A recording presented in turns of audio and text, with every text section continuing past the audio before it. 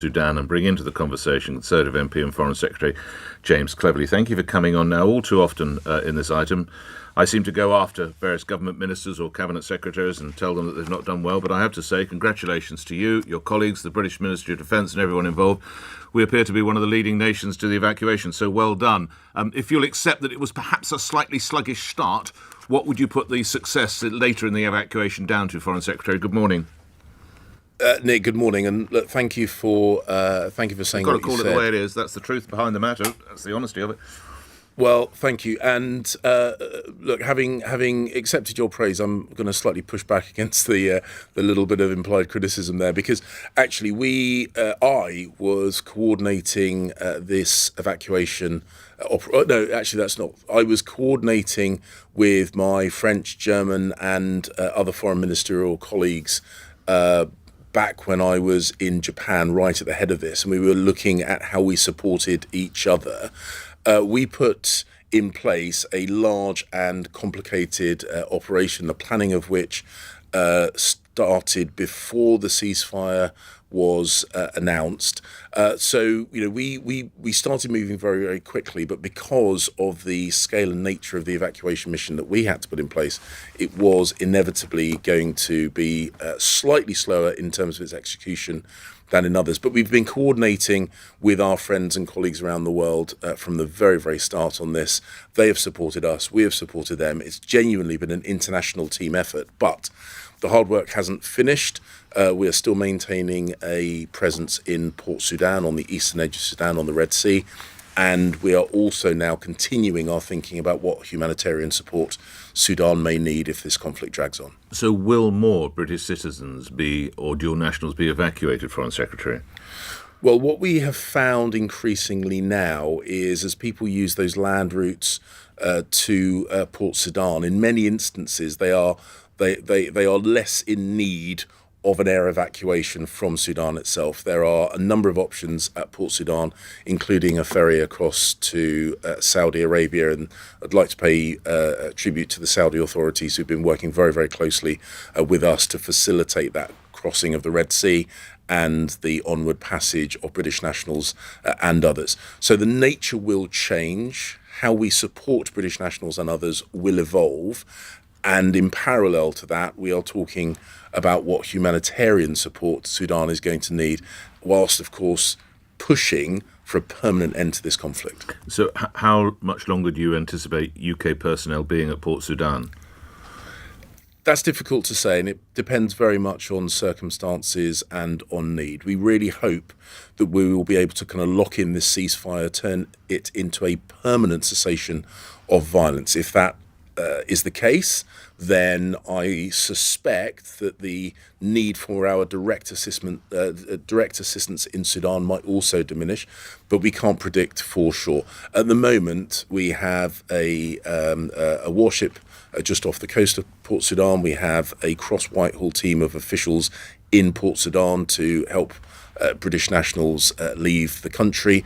We can scale that up, or indeed scale it down, depending on circumstances. OK, now with nearly 2,200 people safely evacuated, I don't expect you to know the identity of every single one, but are you aware of the case that's received a lot of coverage of Samrin Idras, a 3-year-old British girl who, I read, is currently still in Port Sudan? Again, I read, British diplomats refusing to evacuate her and her Sudanese mother.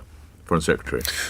So I've seen reports of this. What I don't have is the full details, and sometimes the particulars of a case make it more complicated than the headlines would suggest. So I'm aware of this. I don't know the full details. Our officials do have some degree of discretion, but I wouldn't like to second guess from afar decisions that they are making on the ground, because they're the ones that are in full ownership of the facts. But of course, that case has been raised with me, and I will make sure that is fed through the system, just to ensure that if there is the opportunity to support, we take that opportunity. How much does the evacuation cost, Foreign Secretary? So that I don't have a figure at the moment. Of course, it has been a long, complicated, and resource-intensive operation. At some point in the future, of course, we'll have to total up how much this all costs. But it will be a significant sum. Yes, indeed. I mean, you don't need reminding how busy you and your colleagues are, not just with the operation in Sudan. You've got the pressures in Ukraine, you've got the sanctions in Russia and everything else. And yet I read that the Foreign Office's building was the quietest, with just 40% of staff actually physically present. Are you happy with that number? So, Nick, I have people working all around the world in all different time zones, some from government buildings like King Charles Street, the office where the Foreign Office, some working from home, some working from satellite phones and laptops in the middle of the desert. So mine has always been a geographically distributed organisation. My view is that as long as the work is being done, and as you said at the top of this interview, in this instance we can see demonstrably the work is being done and done well. We're also planning for the ongoing support for Ukraine, also planning for His Majesty's coronation and the hosting of inward visitors. We do all these things in parallel, and we do them all over the world. Cleverly. Let's worry about King Charles Street, not your great colleagues who are, as you say, on sat phones in the desert. Would it not be a good idea to have more than 4 in 10 behind their desks in King Charles Street? Work is something you do, not somewhere you go. And the point is, my officials are working. We work in every time zone. We work in locations all around the world. If I thought that our output was not at the level that I would require, I would make sure that it is. But as I say, what I've seen in this department is really top quality output in incredibly difficult circumstances. In a previous life, you served as Education Secretary, Mr. Cleverly. What's your message to teachers today? The Joint Secretary of the NEU says that they seek to minimise disruption, her words, not mine, minimise disruption for our students who are taking GCSE and A-levels. Your message to those teachers? Well, look, in the very short time I was Education Secretary, I think I had a good professional relationship with the leaders of the teaching unions. The best way of minimising disruption to students is for those teachers to be in the classrooms. Many students have had a very, very disrupted last couple of years because of COVID. And I think everything that we can do to help them start their lives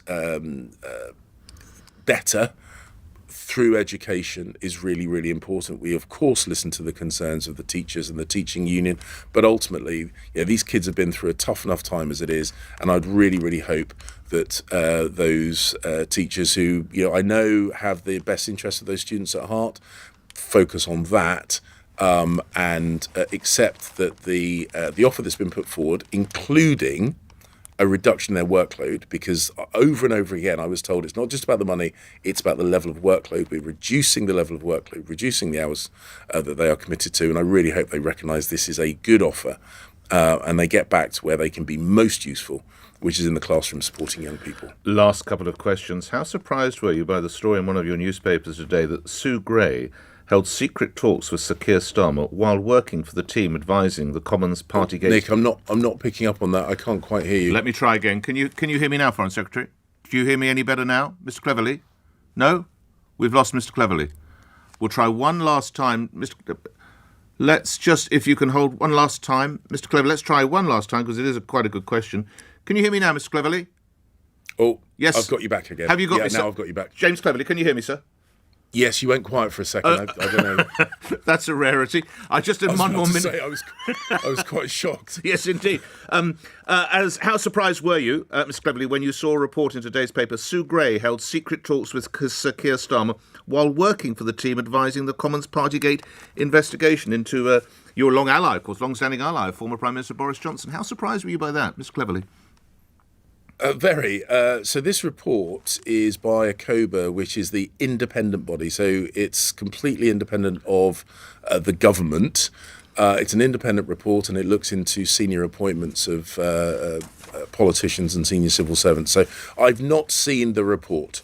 I've seen that speculation about what is in it. If that turns out to be the case, I do think there are some very, very serious questions that need to be answered. Such as? Well, I mean, it strikes me.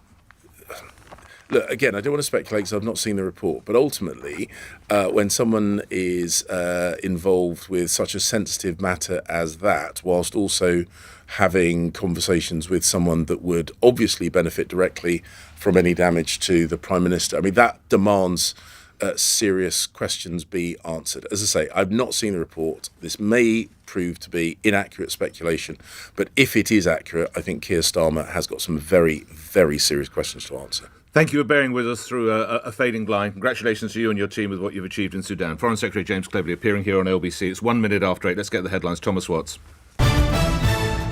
On your radio, on Global Player, and Play LBC. leading Britain's conversation.